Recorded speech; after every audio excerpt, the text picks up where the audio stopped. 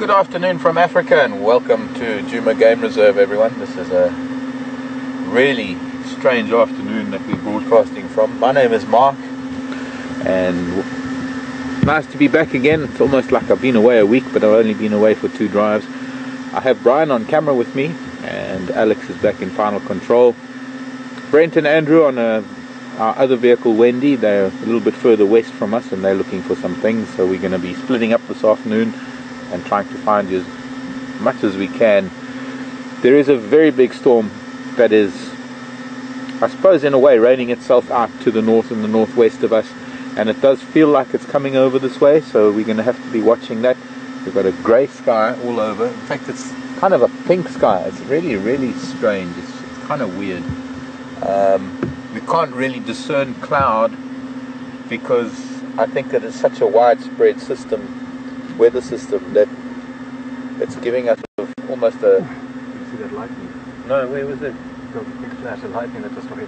Where? No, next to it. Yeah, I just saw it. Brian's saying he's just seen a big flash of lightning next to us. It is coming. I think it's going to be rolling in fast. We're going to try and find you some things as soon as we can. And here we go. There's the thunder from that bolt of lightning that's just come through. That's almost directly overhead. Now I have to tell you that most of our storms, most of our weather come from this beautiful light sky that we're looking at down there in the southeast, and most of the weather comes from there. And every now and then in summer during our wet season we get these storms that come in from the north or the northwest, and they can roll in quickly and they can dump a lot of water in a short amount of time. And I'm wondering if this isn't one of those. I've heard Brent actually mentioned earlier that it was raining in Hoedspruit. He's got family in Hoedspruit, and so it sounds like that this whole storm is moving down from there. We're going to have to see what it is.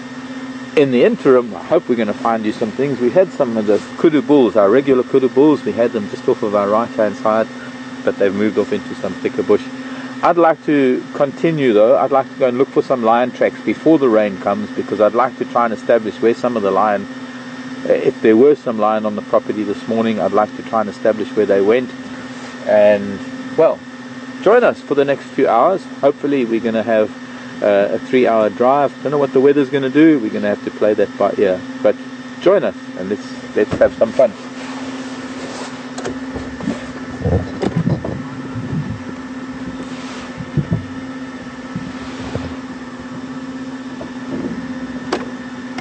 Please repeat that, Alex.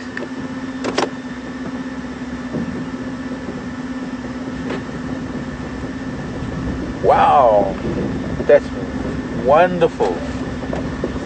Thank you, Alex. And a welcome, a big welcome to the St. Joseph's School in the UK who are watching us with a bunch of kids. Well, young adults, youngsters, young humans. Well, kids,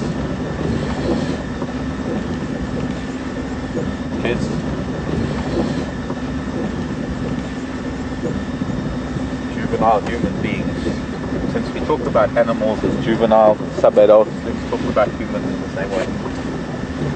But anyways, we've got a bunch of youngsters that are watching from the UK, and it is, for me personally, I think it's one of the most wonderful things to be part of a school joining us on safari. Love to have questions from you guys, all of you. Hopefully we can find you something. Hopefully we can find some of those big things with flappy ears, some of those tall animals with little heads at the top of their tall necks, or some of those big and hairy claw and teeth things that like to eat other animals.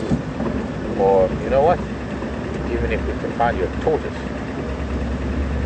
let's see what we can find. But I'm really looking forward to any questions that you might have, and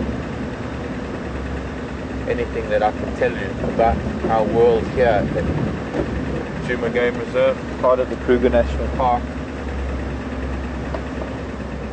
one of the biggest national parks in southern Africa. It's a very well-known park.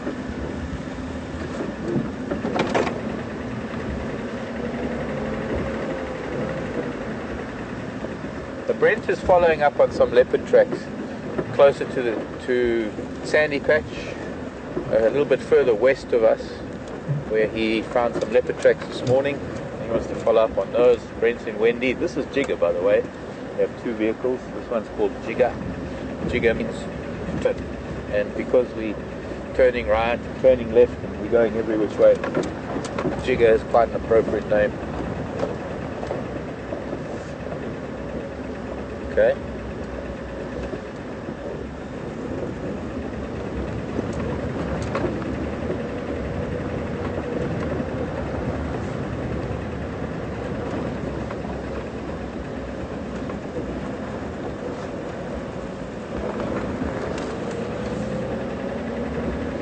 So let's go and see what Brent's got to say. We're going to have a look at a different portion of Djuma Game Reserve and to see what Brent has to say, and go and say hello to Brent and Andrew. This is Brian and Mark on this vehicle. Let's go and say hi to Brent and Andrew, and in the meantime I'll see what I can find for you.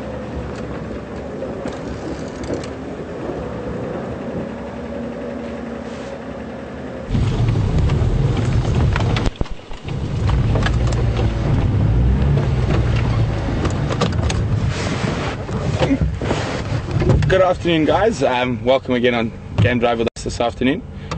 So what Andrew and I are doing at the moment is there was that report of the female leopard we were trying to find this morning. So we've headed straight back into this area. We've been checking the drainage line. I just took a little walk. I can't find any tracks down there. So what we're going to do now is going to head down to the main road, make sure she hasn't crossed, and then check Impala Road and work that area back towards her last position. So we're going to try to rule out all the areas furthest away first, and move back to where the last position. Hopefully, it has been a cool afternoon, so she might have started moving earlier than usual, but hopefully we can have some luck and find her before the rain comes in.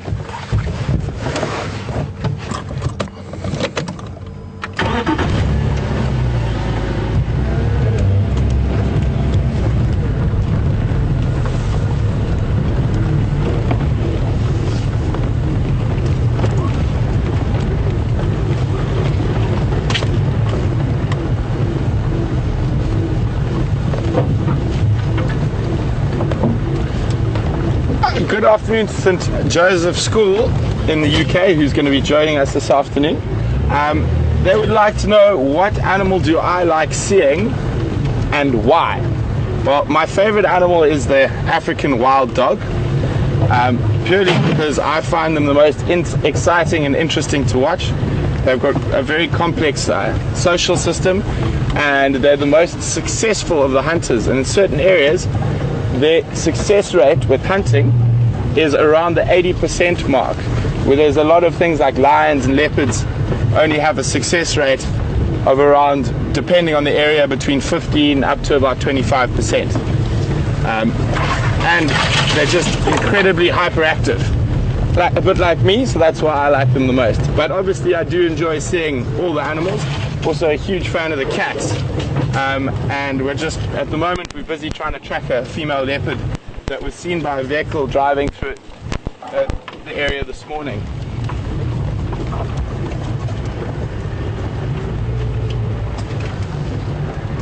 Okay, so we're going to drive very carefully and slowly on here, because it is quite a busy road. So there is a chance that someone has driven over the tracks. Just hang on a second, there's something in the road up ahead. Excuse me.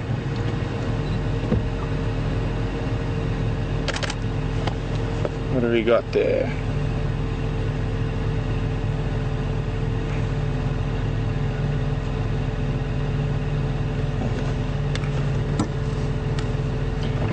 Another question from St. Joseph's.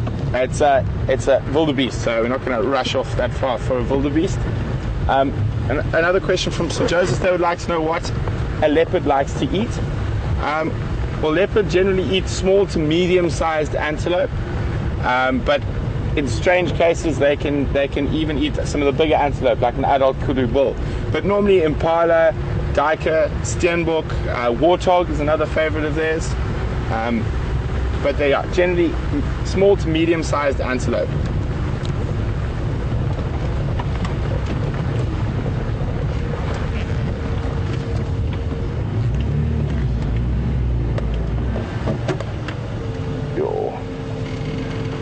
Okay. very difficult. There's a track there, but it looks like it's been half driven over. But yeah, I think that's a hyena.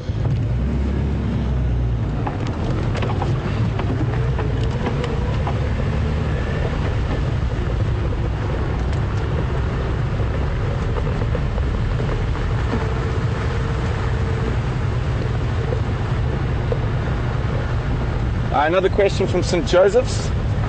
Which animal is the fastest? Well, out of the mammals, land mammals, it's probably going to be the cheetah. He can reach around 100 kilometers an hour. But the fastest animal is a peregrine falcon. And he can hit vertical speeds of over 200 kilometers in the vertical dive when chasing prey species. Okay, so there's no tracks that are coming out of this little drainage line here, and we didn't have any tracks in the drainage line down here. So what we're going to do is going to work our way up to the next road that runs parallel to the drainage line and see if we can find any tracks that are coming out of the thickets.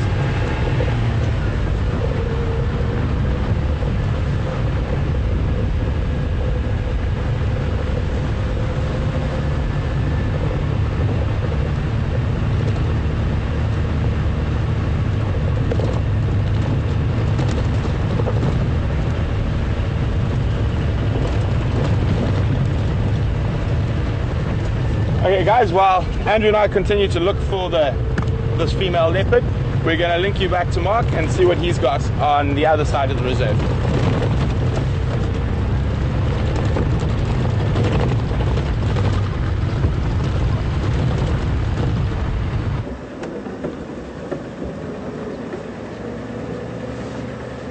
Well, welcome back to this side of Djuma, and this is what we call a jigger, our vehicle. Sometimes when the weather comes in like it does, and it's not easy to see animals because they might be hiding because there's weather coming in, because weather changes can be felt and they can be picked up by animals, and so you might not be able to find animals just by looking for them, just trying to see the animals. It's important to try and look at the ground, and especially the roads, because these are sandy roads and animals leave footprints, and one can get an idea of where animals are and which animals have been moving around with the tracks that we find, the animal tracks that we find on some of the roads. And I'm hoping that I'm going to find some tracks that can get our adrenaline going.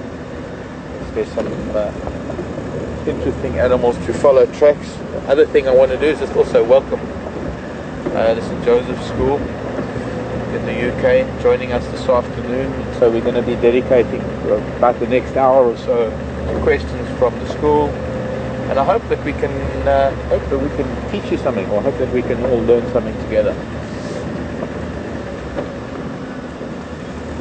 Hope we can find you something interesting, but I also hope this is not the only day that you're going to be joining us.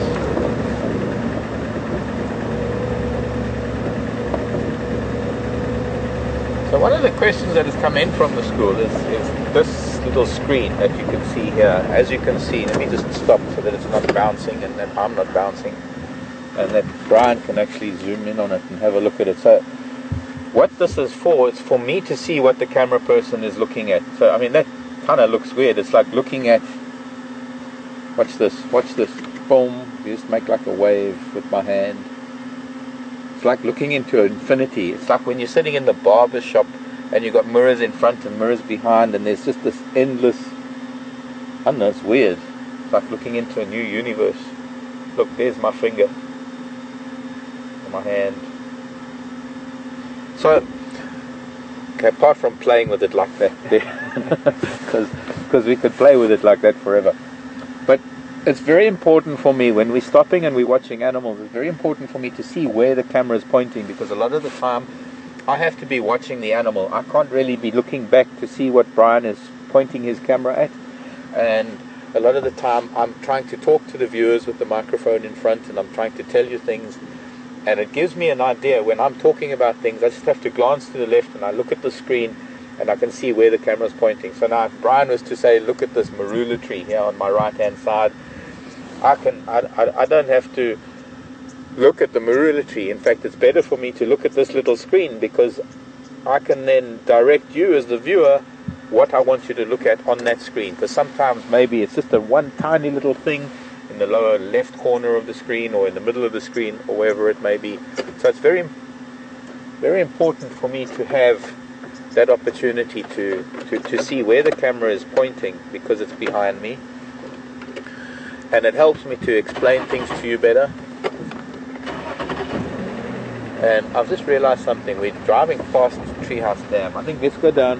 Let me just turn around. We're going to go past the Treehouse Dam. I just heard some oxpeckers, which are birds that are associated with animals.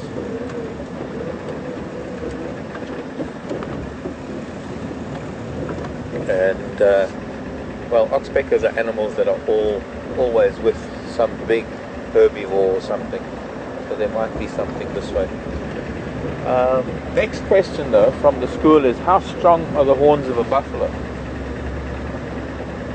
I think that the horns of a buffalo are probably the strongest horns of almost any African mammal. I think the yak in the Himalayas might have stronger horns based on the way they fight. And there's also the American bison that might have pretty strong horns. And then there's the bighorn sheep.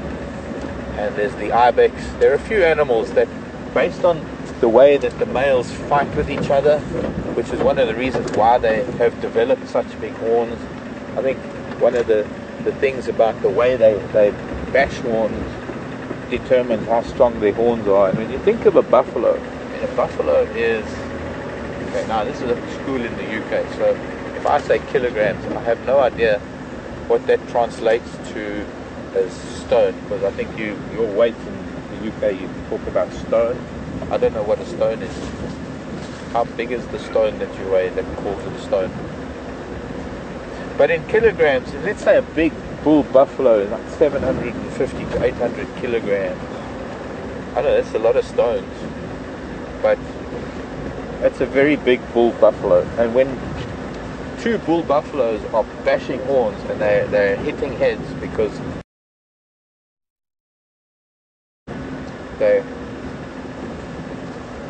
one stone is 6.3 kilograms. Okay, thanks, Alex. So how much? So it's 100 stone. More than 100 stone, if I'm not mistaken. 120 stone for a buffalo. Big buffalo bull. You have to imagine that when two big buffalo bulls are hitting heads or bashing their horns together, with that amount of weight behind those buffalo, those horns have to be very, very strong.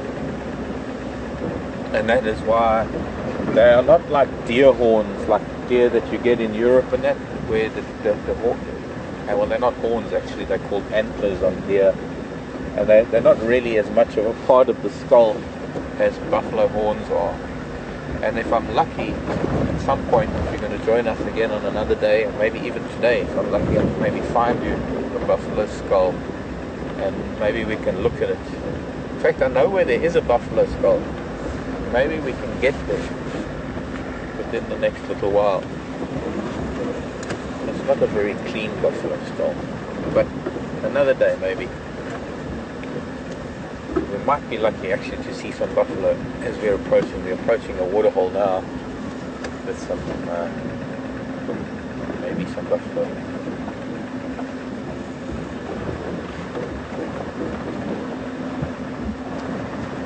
There's a buffalo. I see a buffalo.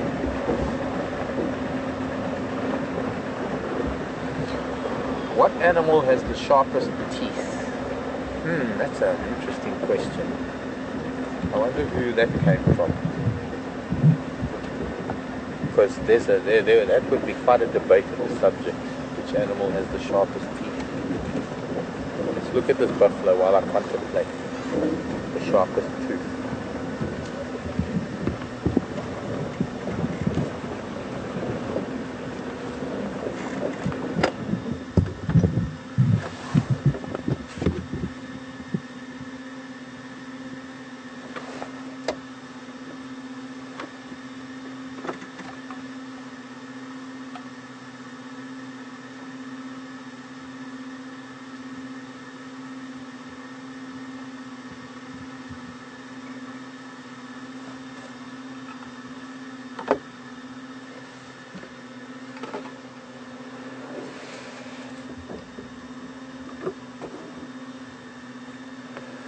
much like cows and sheep and other herbivores that we know of in our domestic lives, we have a lot of animals here in the bush who chew the cud, which means that they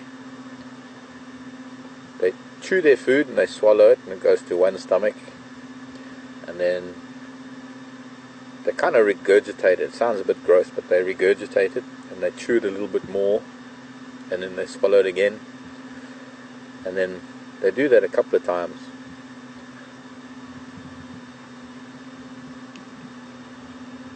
And one of the reasons why they need to chew the cud like that is because plants are made up of a very, very strong substance, one of the strongest things in nature. It's called cellulose.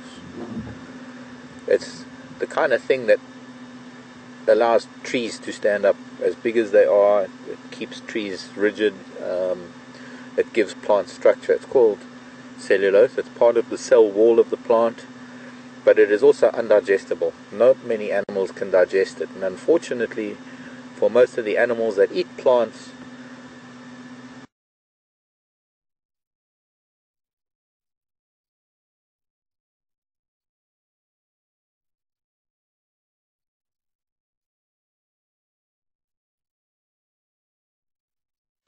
Hello everyone. big storms brewing, or sometimes for no reason, but we have power cuts and we have power outages.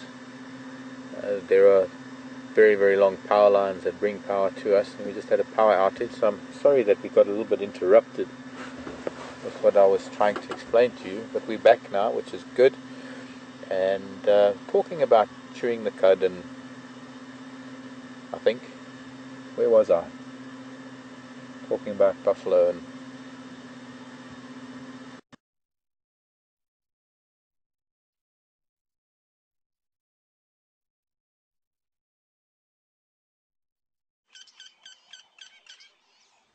Hello everyone.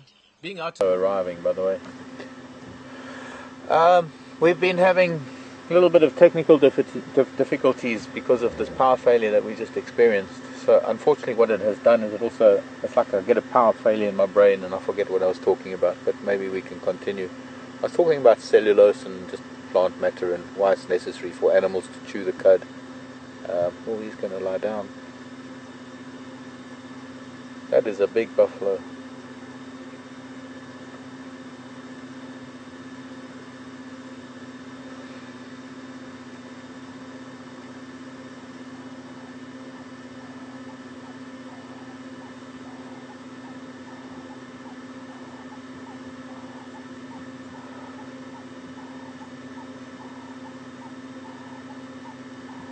But from a very, very big mammal, while I'm trying to recall what it was that I was talking about, I'm going to move along. We're going to see what else we can find. We're going to go over to Brent and see a slightly smaller mammal.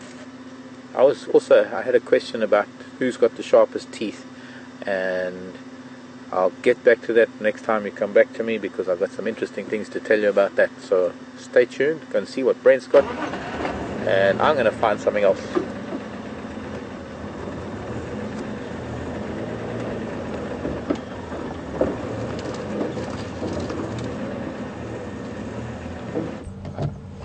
Hi guys, you're back with Brent. We're with a dwarf mongoose to the left, Andrew. You see there's that, you got him now? So we got a little group of dwarf mongooses. So I got a question for everyone out there. Who can tell me the collective noun for mongoose or mongooses?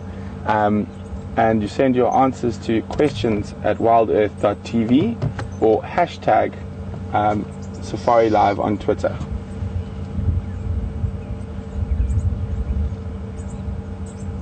So actually all around us, there's even some juveniles. They look like probably a month or two old. They're hiding in another log there. And this guy's basically snuck right up to the vehicle because of curiosity, and he's popping his head out of a hole in a dead piece of wood, and just coming to check us out, make sure we're not causing any trouble, but just purely from curiosity. Very inquisitive little animals. There's another one out on top of the other log, Andrew.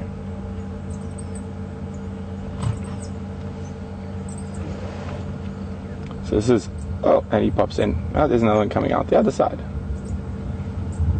Africa's smallest carnivore. Mammalian carnivore. Sorry, let me be precise there. You can see just to the left, there's one coming closer to us through the grass. They're very close to us at the moment. And the two of them are probably not even 2 meters from us.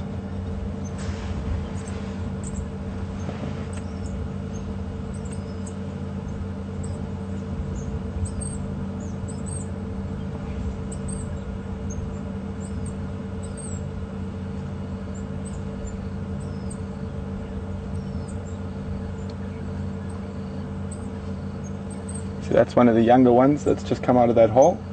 And there's an adult on its way. There we go. It's joined up with the adult now. And back into the hole. Oh no, popping out. Look, they're doing a little bit of grooming there, greeting. It's a little bit difficult to see because they're just behind that log. I don't want to move the car right now because I'd give them a bit of a fright. You can see how they very nervously scamper between different thickets or whatnot. That's one of their main defense mechanisms. When they have to cover open ground, they do move quite quickly. Okay, there we got another one in the log there.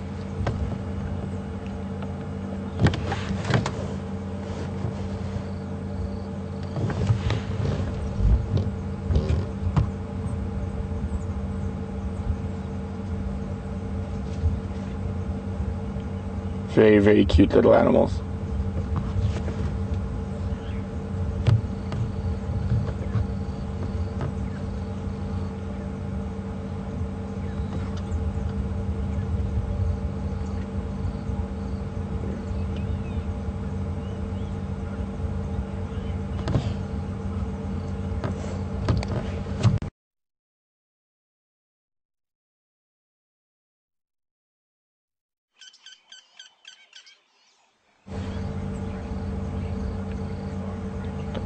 Yeah. Sorry, we had a lost signal there for a second. It could be with all the weather around us, but we had 2 questions from St. Joseph's. One was, which park are we in? We own the Sabi Sands Private Game Reserve. It's about a 60,000 hectare or roughly 120,000 acre reserve that borders the Kruger National Park in the Mpumalanga province of South Africa. It's open to the national park and to a system of about 2.4 million hectares. So a huge expanse that's all under wildlife. And to answer, and the next question was, do we get lost from time to time in this thick bush? We never say lost. We say temporarily unaware of our exact position. But hopefully, with all the years that all of us have spent in the bush, we can use different ways to find out, to get ourselves unlost when the need be.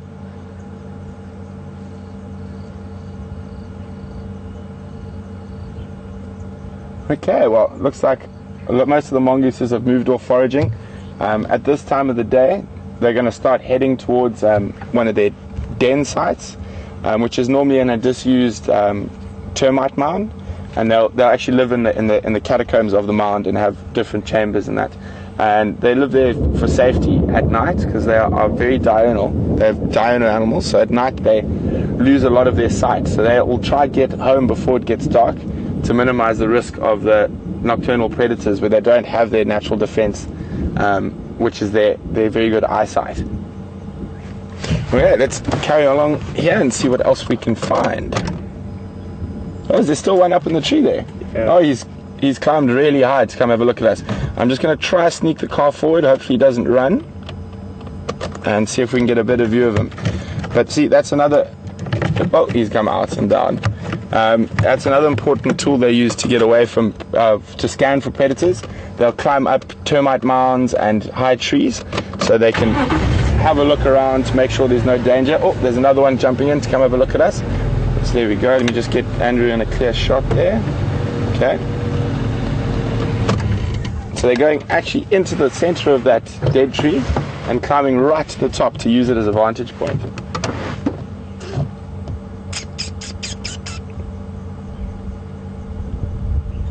So there's another one still in there that looks like it's probably blocking the route for the one at the base. So hopefully he comes up to the top again. Or she. There we go. One out, one in.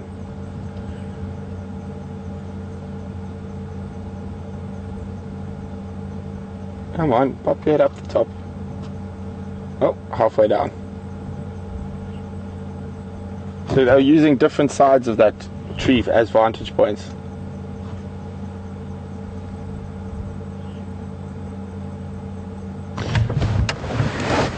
Okay, let's going to carry on a little bit further down this road, see if we can find anything else.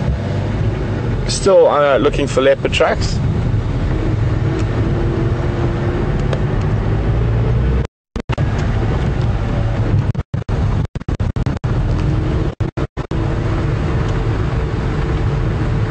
Okay guys, we're going to link back to Mark, see what he's got in the east of the reserve, and hope you guys just now with something a little bit more interesting or bigger, scarier.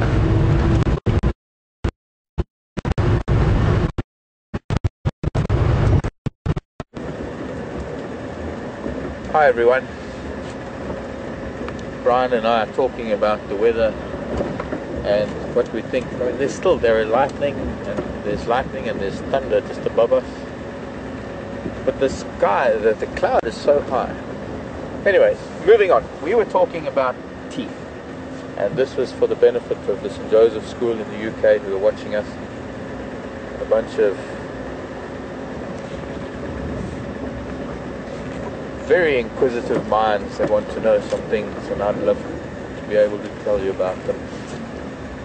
And I was showing, we were just lucky enough to see those buffalo, and I was telling you about how buffalo chew things, or how any of our herbivores. Sorry. How it is necessary for all these herbivores to chew their food so much, and then also because cellulose is so tough that they've got to digest some of it and then regurgitate and chew it some more and then digest it some more. So naturally none of the herbivores, generally speaking, because there's always an exception, the herbivores don't have very sharp teeth at all. Then if we're looking at sharp teeth, we've got to look at the animals that need sharp teeth, and those are the animals that maybe are the meat eaters, the carnivores. And we've got the cats, which are lion, leopard and cheetah and serval and caracal and African wildcat and the black-footed cat and the small spotted.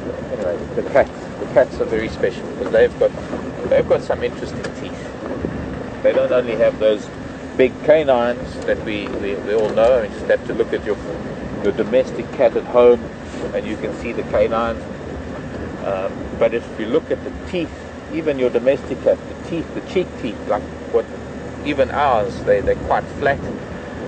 But for the cats and the dogs and the hyenas, they're all quite sharp, and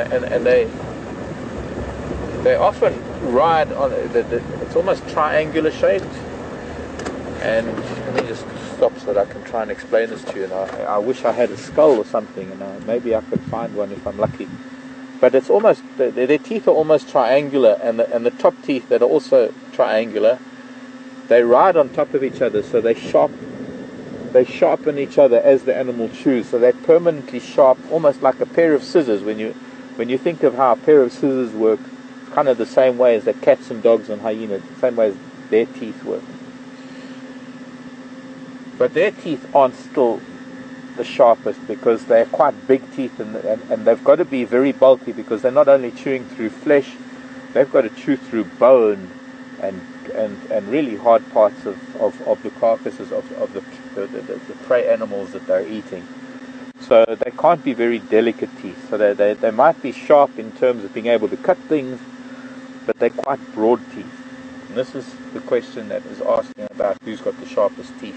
Now, I would say that a small member of the dog family, known as the bat-eared fox, has probably got some of the sharpest teeth in the animal kingdom. This is my opinion. We can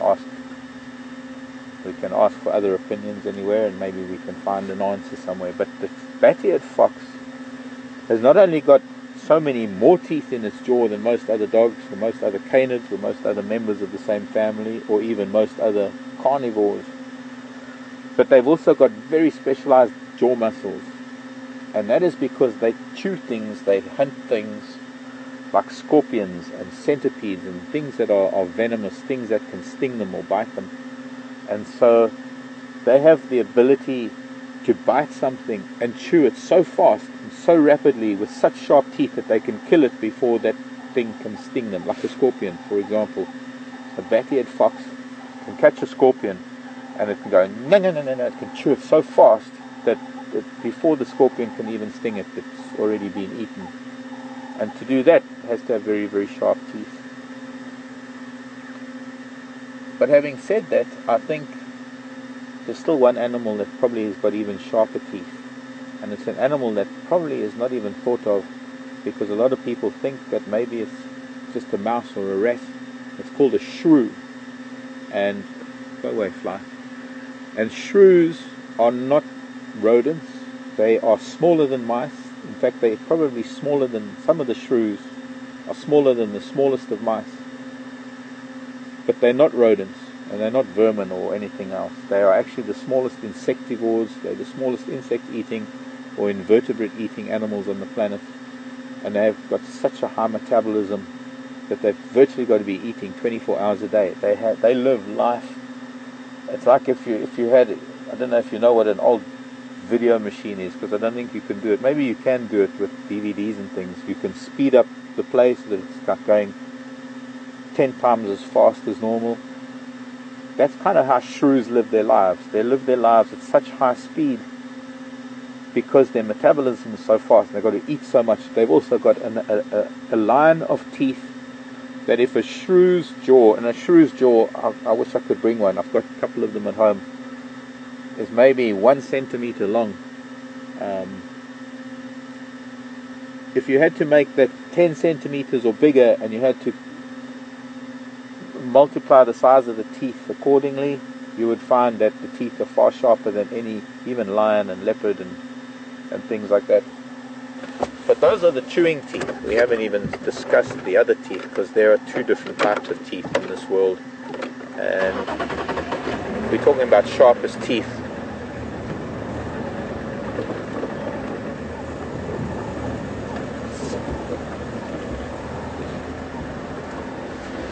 And so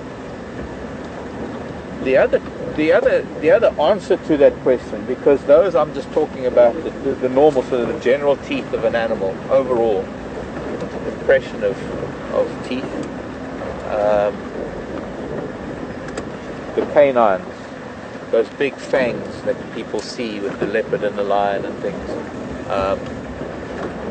there the answer would be different, because if we were talking about the sharpest canines, we would have to say baboon. Undoubtedly the baboon. Longer, sharper canines than any animal at all. Undoubtedly. And that's for fighting and killing. And, well, not so much functional as much as it is display. It's almost like an antelope's horns. They're used for fighting. They're also the biggest ones are the ones that win. So very much when it comes to baboon, their long canines are not really that functional. They're not the same. They don't have the same function as the canine teeth, those long fangs of lion and leopard.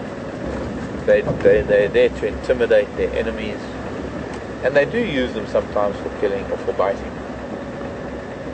But most of all, it's for display. And speaking of teeth, which is actually a nice way of continuing the conversation. There was also a question about how big can an elephant's tusks be. And of course the tusks of an elephant are the teeth. But the tusks of an elephant are not the canines. The tusks of an elephant are the front teeth, the incisors. And so I guess you could say the elephant have got the sharpest, or the biggest incisors, maybe not sharpest, but the biggest incisors of any animal. How big can they be? Well, in the old days, elephant teeth used to grow very, very big. Nowadays, there are very, very few very big tusked elephant. This guy's getting a little bit angrier now.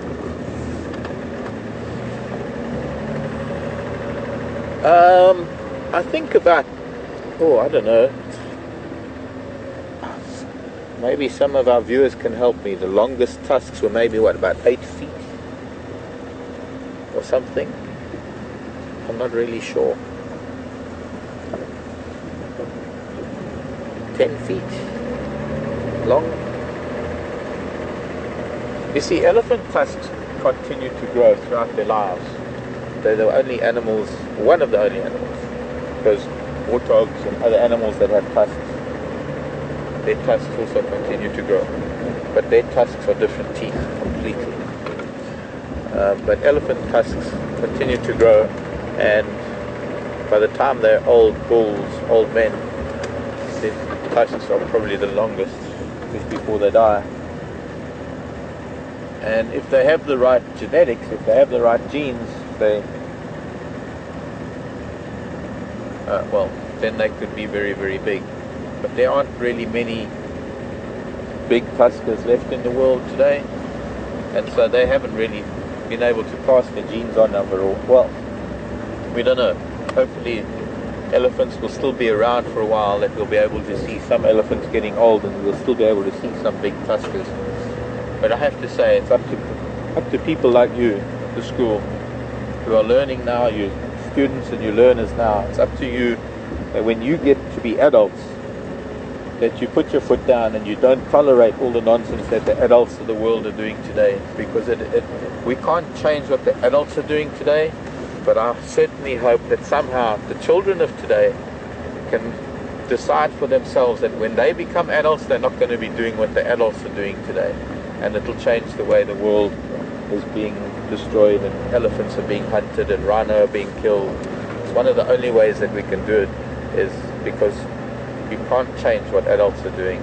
It's like you can't teach an old dog new tricks, they say.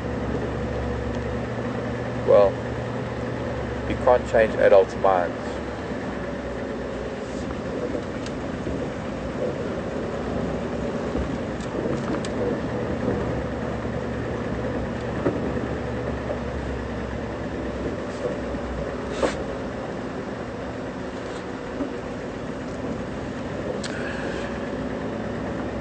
I'm sure, because there are quite a lot of you at St. Joseph's School that are watching, I'm sure there are a lot of questions that were sent in that we didn't get to, because sometimes I can take a long time to answer just one question. Sometimes questions are easy.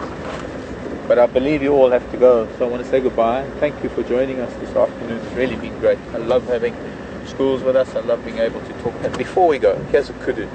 Finally, an animal for you.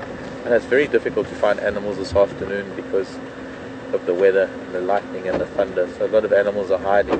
But maybe let's get to see this little lady kudu before she goes off hiding somewhere. She's a youngster, she's not an adult, so there must be a mother somewhere. Hello, young lady kudu. Say hello to all the kids, or goodbye, because they got to go now, but they'll join us again someday, I hope. Yeah, yes, they said that.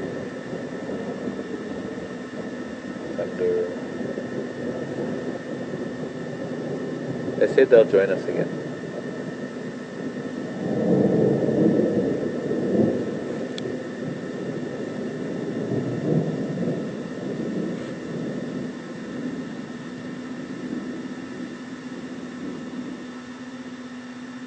Kudu is one of the biggest antelope that we have here, and this young female probably standing at where her head is, maybe about the same height as my head, standing about 5.5, a bit more. I think I'm a bit more than 5.5 feet.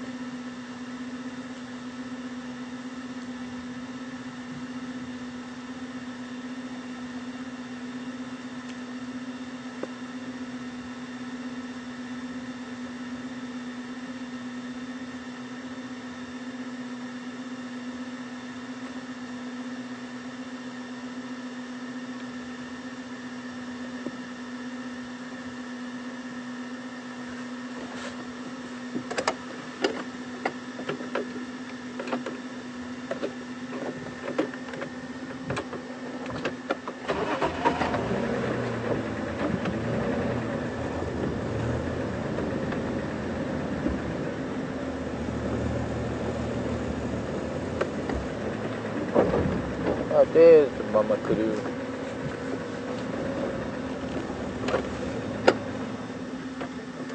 Oh, they're running away. Okay, let's move along. I'm about to hit Rebecca's Road. I can do that if Brent wants to carry on. I can go up there myself.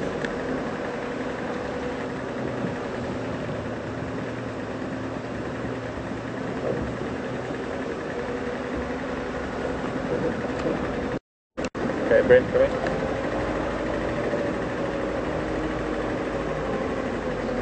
I'm not copying him, but on the road between that Zoe's Rebecca Junction, Ballina and Impala Plains, on that road is the track that heads off to the south, that goes to the repeater.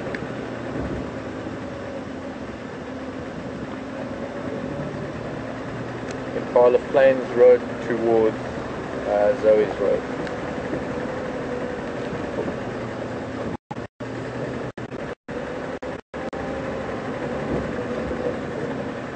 Yeah, between Impala Plains itself, that open area, and the Zoe's Road junction. About halfway.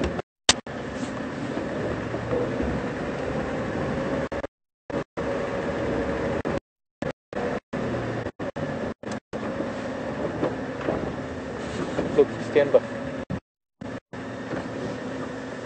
Largest to smallest antelope. And he's not running away either. About to, almost.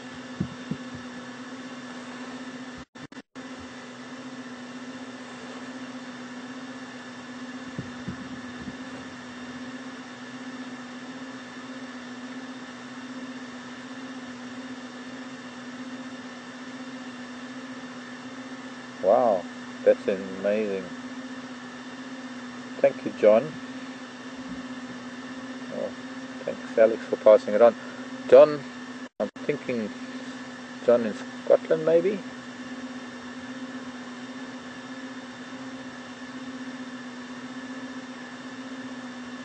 Oh, in Connecticut.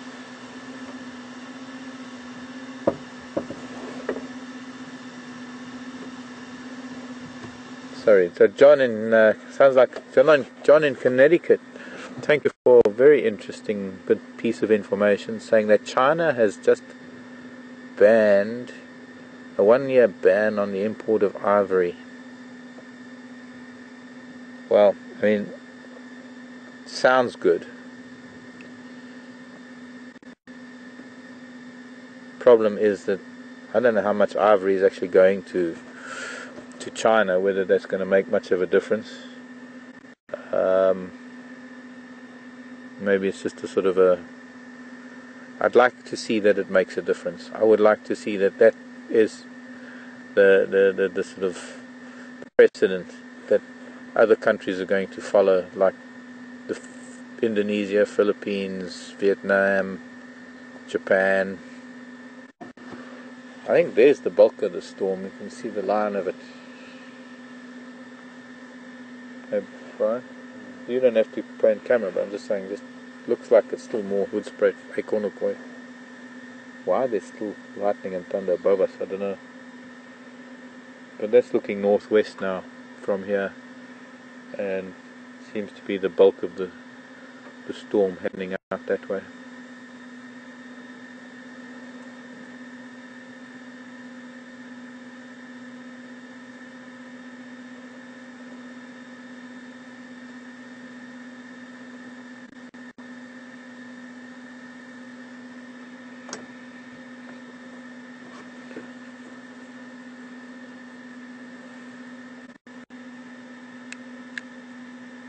Alex, come in.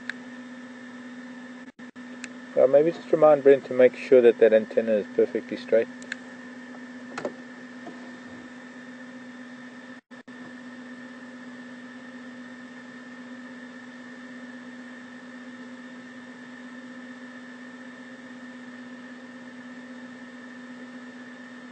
Okay. Very nice to be able to watch a young male, but he's not an adult yet. He's like about a sub-adult. You can see his horns are only a suppose halfway, not even halfway. Adult steenbok, his horns are going to be about as long as his ears. Very unusual maybe to get horns longer than the ears.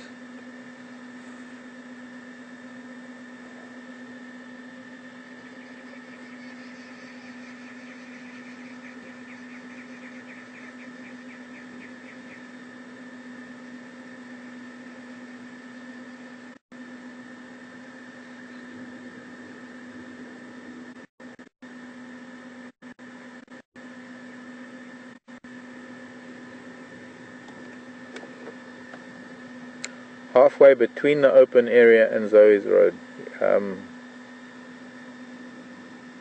then there's a track heading south.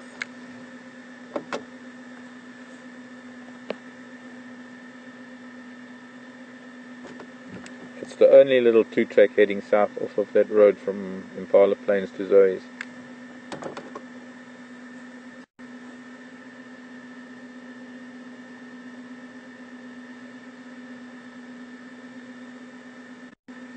What I'd like to see is a little bit more than just him eating. Now, there's some interesting facets to the lives of steenbok. They have a relatively small territory that they live in. And obviously the male marks his territory.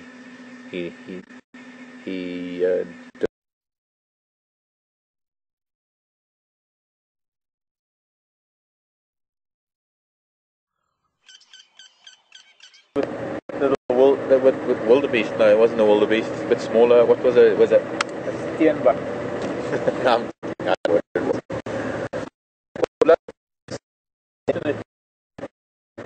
This guy is starting to threaten us. It's starting to get rain. It is drizzling now. These are not fine drizzle that we've been accustomed to months or a few weeks. These are big. When these big start falling,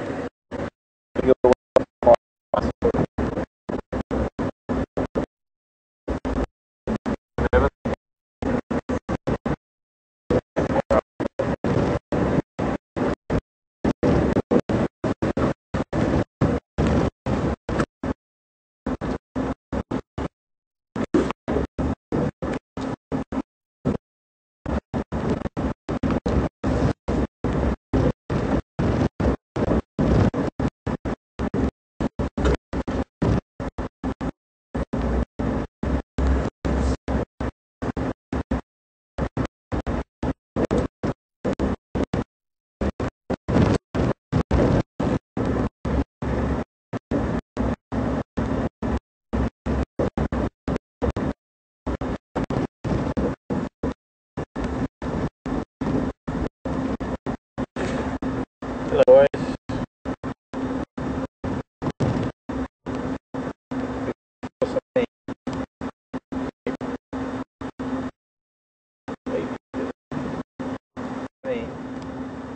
Maybe.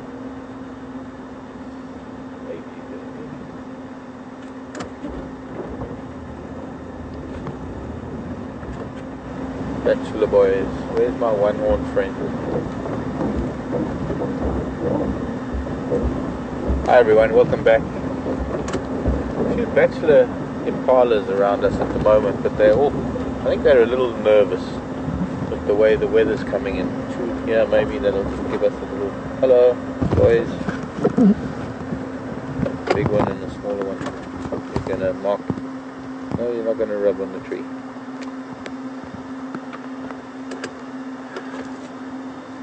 Well, I'm going to try and continue what I was saying earlier because it's been a bit awkward. I get whenever the lightning flashes, we have a problem with signal. It just takes all it just overloads the air with electricity. Something. Steenbok. We're going to find a steenbok again tomorrow or the next day. We'll try and, if we're lucky, spend some time with them. Very interesting little animals and the way that they live and some of the things that they do. I won't give you clues to that just yet, because we have to actually be with the animal watching to see it doing. Otherwise, well, that's the point really. It's all about actually watching it in real. Because I can tell you about things, but it doesn't help unless we really see things. So it looks like the storm is a little bit closer. It's a little bit more imminent. It's starting to get a little bit wet. Not wet, just big drops are falling. It's very pleasant actually. Nice warm temperature and some lovely big drops of rain falling. For the time being, not too threatening that we have to race for cover, but I do need to get a little bit closer. A little bit closer. Now that I've just said that, it's changed. Getting a bit heavier. Towards cover, changed. Getting a bit heavier. Towards cover. And if we have to, we'll make for our little tawny cover on quarantine, the little house on the prairie. We'll make for that, and we'll go sit under there. We'll get we have more of a show than now. I might even have an insect book. Maybe I should cover my. Glad I didn't bring books. So I wish I did bring a book. It always helps if we're under the cover for me to talk about things to show you in the books. But we had this feeling that maybe it was going to rain, and I thought I better not bring the books out. Last thing I need is my little library to get wet.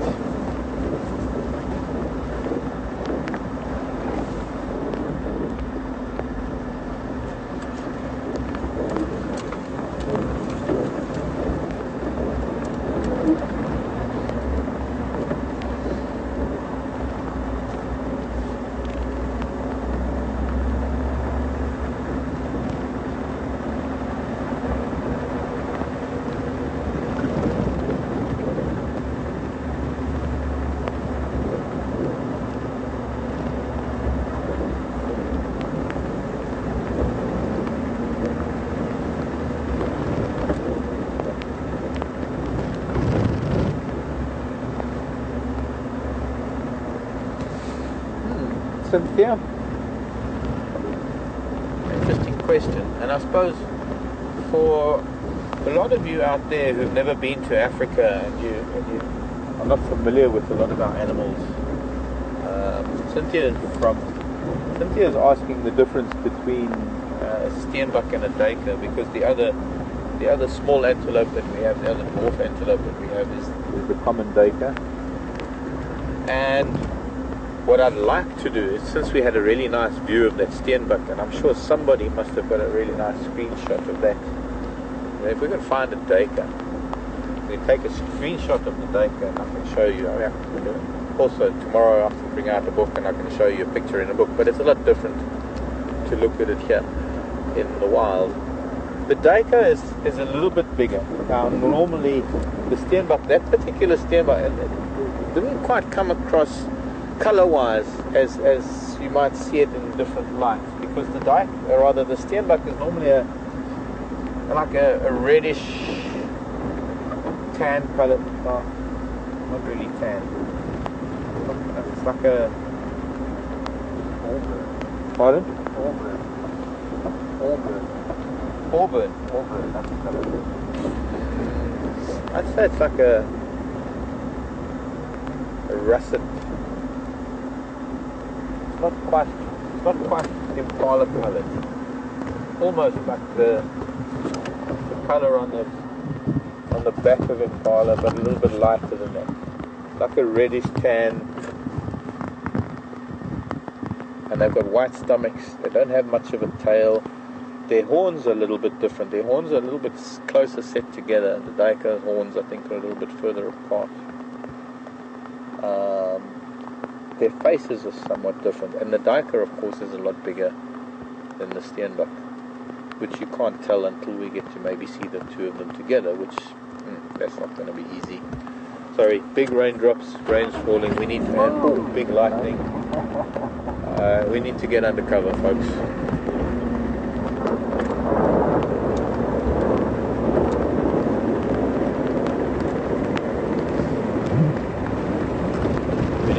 Back to quarantine. Yeah, comes the rain. This is possibly going to be a big long rain that's going to make things wet. And I couldn't wish for anything better, because that means that in a couple of days there might be flowers. Oh, the smell. You don't get the smell from drizzle. You only get the smell, and I know there's a special name for it, and I've forgotten it, and I've been reminded. Pardon? Petrichor. Petrichor. Petrichor. The petrichor. Petrichor. I don't know. It's like ozone that's released. It's like ozone that's released. It's like, if I'm not mistaken, what it is, as soon as the raindrops start hitting the soil, I think it's a bacteria or something that multiplies so quickly that breaks down the oils and the things that have helped the sand become hydrophobic, so that it can retain moisture underneath the ground. And then when the raindrops start falling, it starts breaking up that hydrophobic state, and it starts becoming hydroattractive. What do you call it? Different than hydrophobic. Yes, it likes water. That too. Gosh, I don't know. I know there's some stuff in my head that I need to think about it to put it all together. But yes, there is a smell that is the result of that is unmatched. I don't think that even the new car smell, because I've never had that, but I've only smelt it in a showroom. I don't think that anything that can beat, not even cookies baking in the oven when you go to an open house. Fortunately, there's such big drops, they're coming down straight, and I'm not going to get the lens wet if I don't drive too fast. But I think we're getting a little bit wet here. It's going to get rusty.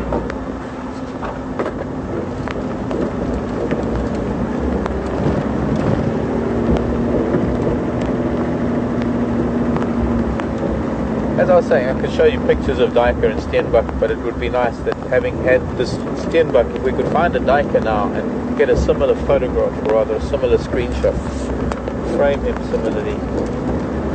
But unfortunately, there's still going to be the matter of scale. How do you tell which one is bigger than the other? Well, you just have to take my word for it. That the steenbok is about the smallest that we have. Excuse me. The smallest that we have in this part of the world.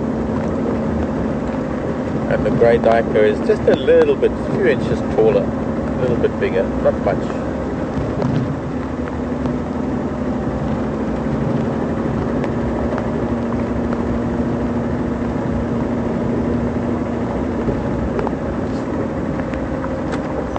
Alex, come in. Pardon? You turned it down. I did. Okay, sorry, I had to turn it down when you were talking to Brent.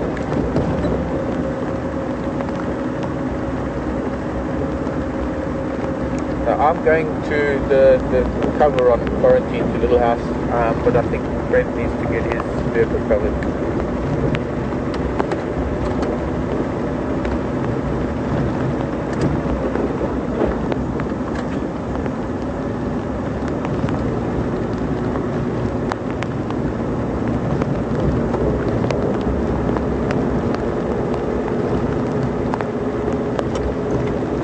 Unless Brent's close by, he can come to Little House.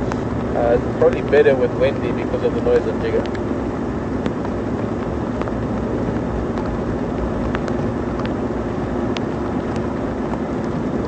Okay, so I think just based on how we're going to work things, I think Brent needs to come here to Little House, and then we're going to, I suppose, be nearby. We're going to have our cover over us, and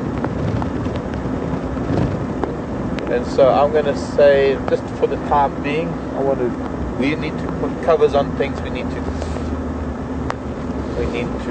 protect ourselves. I don't know how heavy this rain is going to be. I don't know how long it's going to last. But we want to, just in case it's going to clear up, we want to make sure that we're dry enough to go out again. So we're going to hand you over to Brent and put Andrew on Wendy, from Brian and myself here on Jigger. We'll see you in a little while.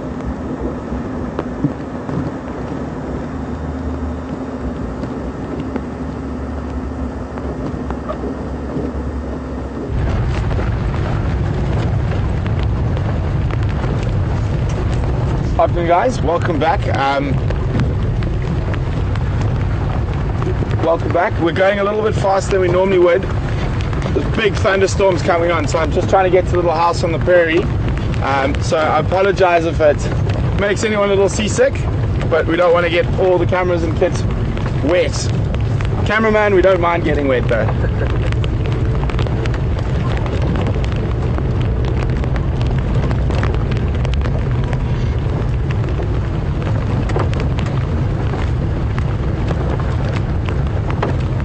Full of one's dip.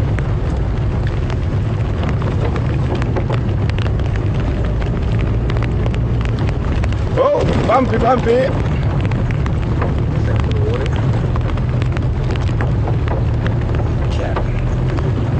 2 minutes and we'll be there, guys.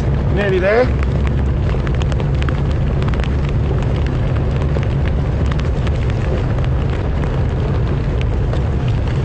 Well, the one thing is nice for us who live out here, when it gets incredibly hot, when we do get a bit of rain, it brings the temperature right down.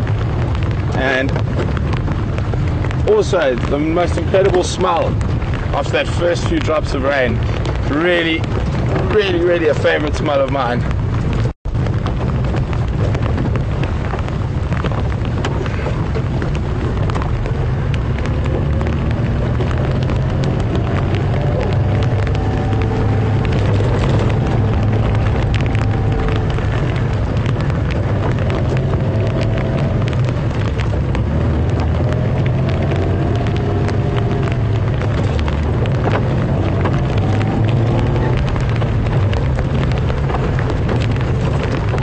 Bouncy, bouncy.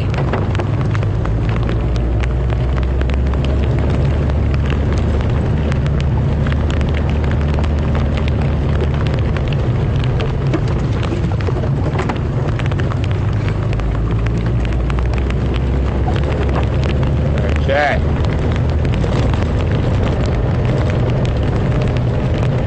It's actually quite good for the bush. It's been very, very dry. And we've all been telling we need a little bit more rain before the dry season sets in.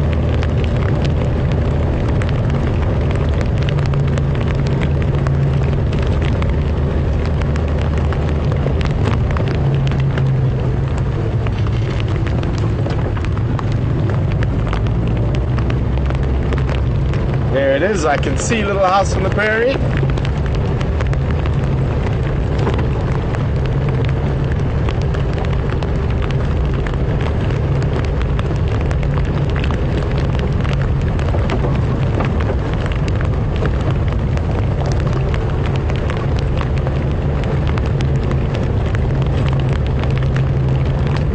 Actually start tearing some of the frogs. Start calling now, a little bit of moisture. Happy frogs, happy amphibians.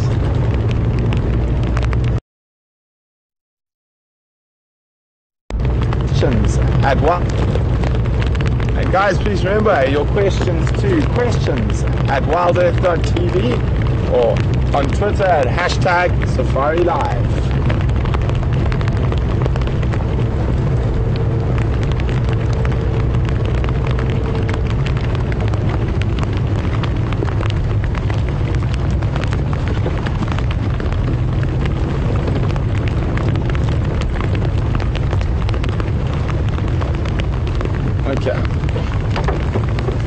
Okay, here we go. We made it.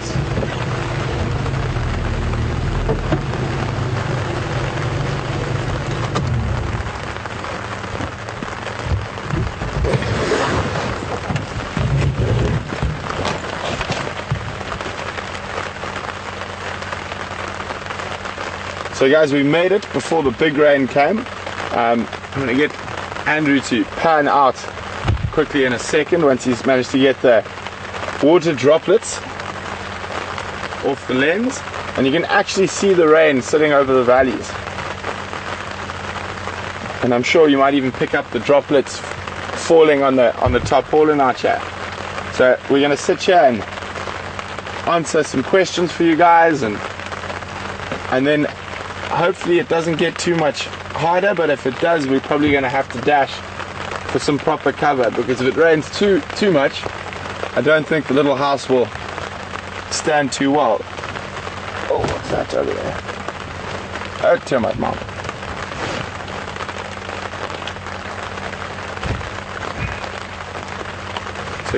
So guys, questions please at there we go, question came in.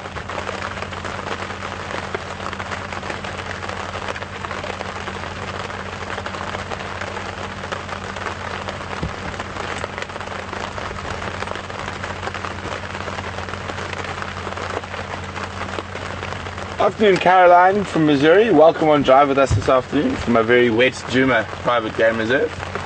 Caroline would like to know, when prey species scent mark, does that help predators to find them? It can in certain circumstances, but generally you must always remember there's a lot more prey species out there than predators. If it was inversed, the predators would never have enough food. So it can in certain circumstances. That's why animals like steenbok will actually bury their feces, but they live in a very, very small territory. So in those circumstances, for them it's very important to sort of hide their scent marks and their feces.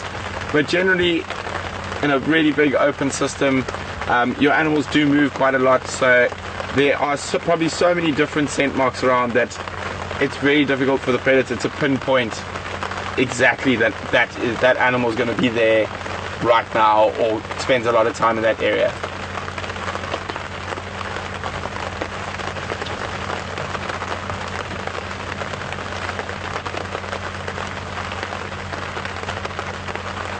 So it's always good to get a little bit of late rain before the dry season.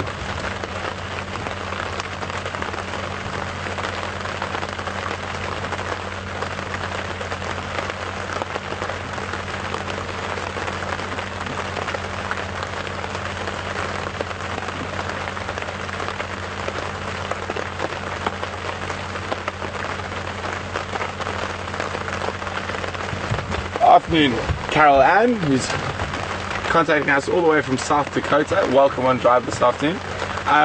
What Carol Ann would like to know, he said a few days ago with Mark they saw an ellie eating the bark of a tree, and Mark said it was medicinal. Unfortunately, I'm not quite sure which tree that was, but it is possible. Other species do eat plants from a medicinal point of view. Kudu, baboons and black rhino will feed off timbuti leaves if they've got parasites in their stomach, and what that does is actually purge their stomach and causes them to sort of defecate the parasites out. Oh, you guys hear the thunder. We had some quite spectacular lightning earlier while we were racing down to get here. Nothing quite like an African thunderstorm.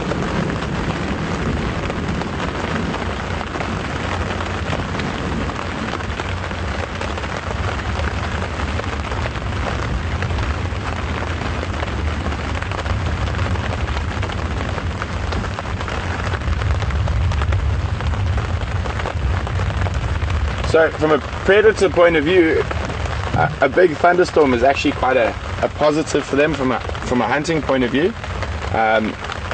Quite often there's winds and gusting winds and thunder and noise, and also as it gets darker it gets completely black at night, so there's very little ambient light around, and what that does enable the predators to sneak up on the prey species much easier. So quite often you'll find things like leopards and lions will have successful hunting nights on very dark, stormy nights.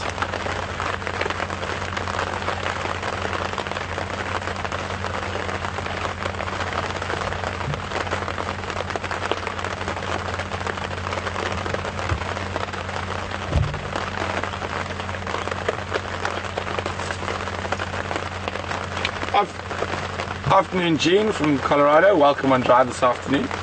Jean would like to know whether there are any antelope species that will charge a human when cornered, and the answer to that, Jean, is Jane, sorry, not Jean, Jane, is an emphatic yes. Most animals, even a mouse, if pushed into a really tight corner, will try fight and bite to get its way out. But in a lot of cases, I know of kudu, inyala, bushbuck, and not antelope, but warthog, wildebeest. It would be the same situation if they're pushed by a predator and they've only got the fight option left. And we must remember that we're also a predator. The animals out here see us as a predator.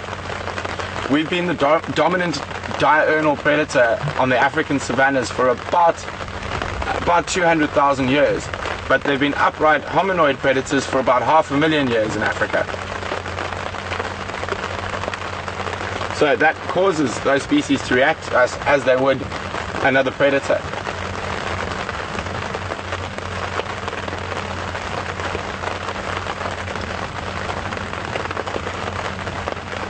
Well, seems like there's a bit more rain coming in from the west.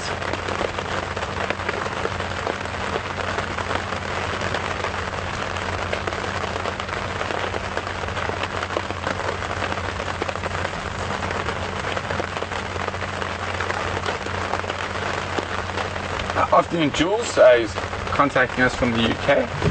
Welcome on Game Drive this afternoon. Jules would like to know what is the rarest animal I've seen and where. Well, with a lot of animals you have sort of regional rarities, so in some areas they might be quite common or more common than other areas, but I'd probably say one of the rarest animals I've seen is western lowland gorillas in the rainforests in Central Africa. Also dwarf crocodiles, and that's up in the rainforest belt. And in this area, probably, but now this is a regional rarity for this area, would be sable antelope, which are very rare in this part of the world. And I'm trying to think now. It's a good question.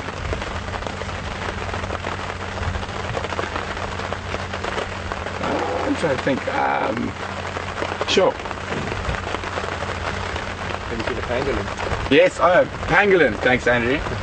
Yes, pangolin's quite rare to be seen, although they're not uncommon. They are getting less common at the moment. There's huge trade in scales, in pangolin scales for the medicine industry as love charms. But pangolin, and I've seen pangolin here in the Sabi Sands actually. Aardvark. The only aardvark I ever saw in the Sabi Sands was being eaten by a lion though. But sure, that's a good question. I'll have to think about it a little bit more. Maybe I'll remember some more. Oh, yes. Probably in terms of amount of the animals left in the wild, etc. And also they're confined to a very limited area, is a Ringa red colobus monkey in southern Tanzania. It only occurs in the southern highlands of Tanzania. So that's probably in terms of most difficult to see and very few of them left. Would be a Ringa red colobus monkey.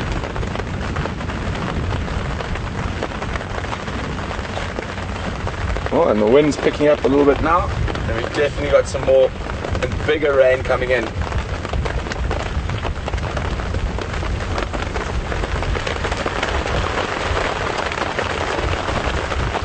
Afternoon, Katrina from Washington. Katrina would like to know what was my scariest. Yeah. Sorry guys, I'm going to answer Katrina's question, and I think we're going to have to make a run for it. The wind's coming in and the water's actually coming into the back of Little House on the Prairie, so we're going to have to make a dash for it. So I'm going to answer Sheila's question quite quickly, but I'll probably have to go more in depth with it on another drive. My scariest encounter was with a forest elephant in Gabon who actually knocked me over. But I'm afraid I'm going to have to tell you that story another time, guys. We're going to have to try dash for cover. Hopefully it'll blow over and we can catch up with you just now.